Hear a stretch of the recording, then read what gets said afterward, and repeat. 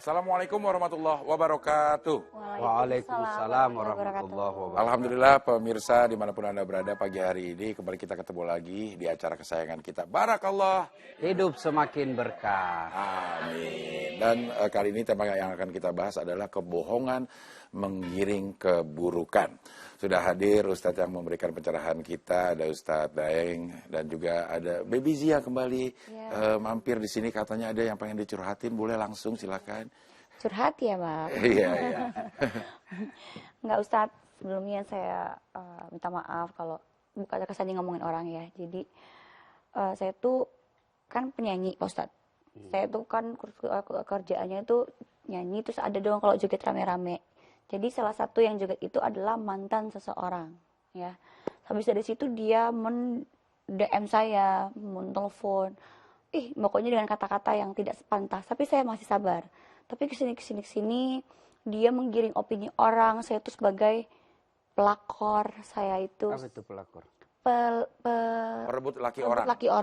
Perebut laki orang. Terus saya karena selama ini kan selama pandemi kan saya memang tidak kerja ya saat nyanyi itu lagi off semua karena nggak boleh ada acara. Kan selain itu saya punya bisnis yang nggak pernah saya ungkapin ke orang gitu loh. Dia menggiring opini, saya itu nggak kerja nggak laku lagi di TV, nggak show tapi uangnya ada. Itu dia pasti tuh, maaf ya Ustadz ya, saya ngomong apa adanya boleh kan? Yeah. Itu pasti tuh cewek nggak bener tuh, cewek bunuh diri. Jadi saya selalu dizolimin dengan kata-kata orang tersebut dan pokoknya dia menggiring orang supaya apa yang saya punya, mobil apa di Pirang itu adalah hasil hal yang tidak baik saat. Ya. Jadi terus-terusan setiap hari saya diteror dengan hal seperti itu. Padahal ini tidak ada bukti, cuman tulisan begitu. Cuman ya saya mau minta pendapat Ustadz, bagaimana saya harus menghadapi orang seperti ini gitu loh Ustadz. Ya. Saya biasa, kawan saya bilang begini, saat dia tidak suka ku itu orang. Kenapa kau bilang? Dia ceritai kau terus. Oh, saya bilang salah, justru dia suka saya itu. Kenapa bisa? Karena nanti pahala-pahalanya dia sembang ke saya ketika di akhirat. Kemudian karena sayangnya dia sama saya, dosaku nanti diambil. Itu ya fitnah. Bahayanya itu namanya ghibah dan fitnah. Ya. Kalau dia cerita di medsos, tak. Padahal yang dia cerita itu bohong. Itu nanti pahalanya kita ambil, dosa-dosa kita diambil. Nah, bahayanya itu dia cerita kejelekan. Apalagi fitnah. Kalau fitnah itu kan barang yang tidak benar. Ya. Sedangkan yang benar kita cerita, itu tidak boleh. Kalau berkaitan dengan keburukan, itu namanya ghibah. Ya. Saya misalnya tukang tipu. Lalu ada kawan saya dicerita terus keburukan saya sebagai tukang tipu. Meskipun saya tukang tipu, dia berdosa karena dia cerita keburukan saya. Ya. Nah, apalagi sebuah fitnah. Ya, mengatakan itu ada mobilnya, rumahnya. Ya, pasti nggak benar tuh jalan itu perempuan. Ya, menyikapinya klarifikasi. Ya, klarifikasi. Kita Islam ada sebut muru'ah, kewajiban membela harga diri. Ya, jangan sampai karena kita tidak klarifikasi, akhirnya orang menjadi benar. Ya. Jadi kita jadi buruk. Ya. Meskipun meskipun sebenarnya kita tidak buruk, tapi kita tetap harus klarifikasi supaya orang tidak menganggap kita orang buruk. Ya. Yang kedua, setelah klarifikasi masih juga dia berhenti, ini kan negara hukum. Kita boleh lapor supaya dia menjadi pelajaran buat orang lain dan dia tidak larut dalam dosanya. Kasihan juga dia kalau dibiarkan dia larut dalam dosa, maka dilapor. Nah, kalau kita berjiwa besar, ya sudah, biarkan aja dia. Setelah kita klarifikasi, saya pernah ada kasus seperti itu. Dia cerita fitnah kiri kanan. Sudah, Kapolda waktu itu sudah katakan, Ustadz lapor, pasti saya bui. Begitu saya mau bui, istri saya ngomong begini. Dia punya anak, dia punya istri.